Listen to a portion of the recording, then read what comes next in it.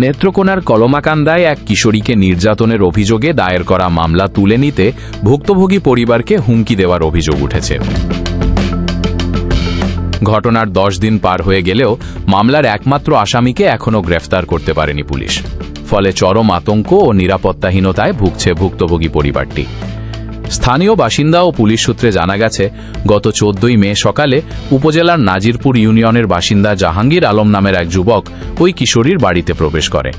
সে সময় বাড়িতে কেউ না থাকার সুযোগে কিশোরীর ওপর পাশবিক নির্যাতন চালানো হয়। ওই দিন বিকেলেই মেয়েটির মা বাদী হয়ে জাহাঙ্গীর আলমকে একমাত্র আসামি করে কলমাকান্দা থানায় নারী ও শিশু নির্যাতন দমন আইনে একটি মামলা দায়ের করেন। কিন্তু অত্যন্ত দুঃখের বিষয়, আজ ঘটনার এতদিন পার হয়ে গেলেও আসামিকে আইনের আওতায় আনতে পারেনি পুলিশ। ভুক্তভোগী পরিবারের আকুতি ও অভিযোগ, আসামি গ্রেফতার না হওয়ায় ক্ষোভ ও নিরাপত্তাহীনতার কথা জানিয়েছেন ভুক্তভোগী কিশোরীর মা। গণমাধ্যমের কাছে তিনি অভিযোগ করে বলেন, আমি গরিব মানুষ, জাহাঙ্গীর আমার মেয়েটির সর্বনাশ করল। এখন তার লোকজন আপোষ মীমাংসার প্রস্তাবসহ মামলা তুলে নিতে ভয়ভীতি ও বিভিন্নভাবে হুমকি দিচ্ছে। মামলার পর প্রথম দিকে পুলিশ এলাকায় গিয়ে খোঁজ খবর নিলেও পরে তেমন কোনো অগ্রগতি দেখা যায়নি। আমরা এখন চরম আতঙ্কে আছি। আমি এই ঘটনার দৃষ্টান্তমূলক শাস্তি চাই।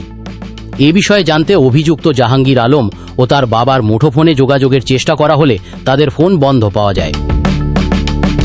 পুলিশের বক্তব্য, এদিকে মামলার তদন্তকারী কর্মকর্তা ও কলমাকান্দা থানার উপপরিদর্শক নূর আলম জানিয়েছেন, ঘটনার পর থেকেই আসামি পলাতক রয়েছে।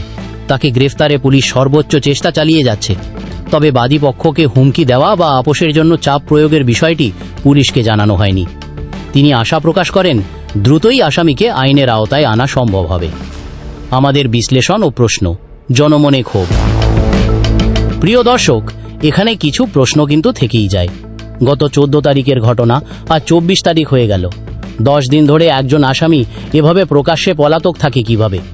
যেখানে আইন শৃঙ্খলা রক্ষাকারী বাহিনী চাইলে অপরাধীর পরিবারের ওপর চাপ সৃষ্টি করে বা আধুনিক প্রযুক্তি সহায়তায় কয়েক ঘন্টার মধ্যে আসামিকে ট্র্যাক করতে পারে, সেখানে 10 দিন ধরে আসামি ধরাছোঁয়ার বাইরে থাকা এবং উল্টো ভুক্তভোগী পরিবারকে হুমকি দেওয়ার ঘটনা সাধারণ মানুষের মনে গভীর সন্দেহের জন্ম দিয়েছে। প্রশ্ন উঠছে, তবে কি নেপথ্যে কোনো প্রভাবশালী মহলের ইশারা রয়েছে, নাকি পুলিশের সদিচ্ছার অভাব? কেন এই পলাতক আসামিকে এখনও গ্রেফতার করা সম্ভব হচ্ছে না? এই প্রশ্ন এখন স্থানীয় জনমনে ঘুরপাক খাচ্ছে। আমরা আশা করব প্রশাসন দ্রুত তৎপর হবে এবং ভুক্তভোগী পরিবারটিকে সর্বোচ্চ নিরাপত্তা দিয়ে আসামিকে আইনের আওতায় আনবে।